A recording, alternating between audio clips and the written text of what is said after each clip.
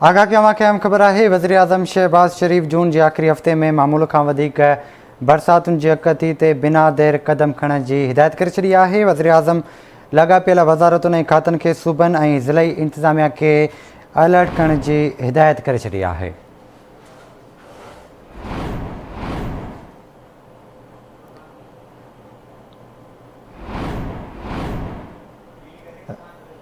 आगाह कयूं पिया। वज़ीर आज़म हिदायत कई है तो मौसमियात खाते की अकती के नज़र में रखंदे कदम खया वञनि। राब्तो किया है इस्लामाबाद में ब्यूरो चीफ कुर्बान बलोच से। कुर्बान ॿुधाइजो छा तफ़सील आहिनि।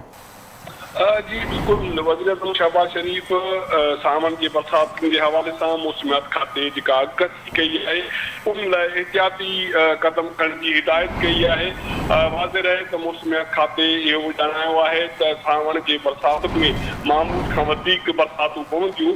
इन रोशनी में वज़ीर आज़म शहबाज शरीफ जो वज़ारतूं आहिनि या मुख़्तलिफ़ खाता आहिनि सूबाई ऐं ज़िलई हुकूमत जेके इंतज़ामिया आहे उन्हनि खे अलर्ट रहण की हिदायत कई है।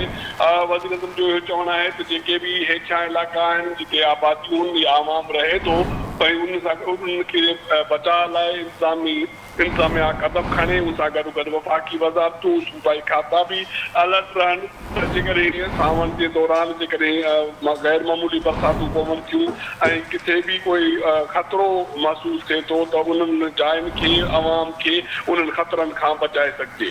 जी ठीक है कुर्बान, बड़ी मेहरबानी अवां जी तफ़सील खां आगाह करण लाइ।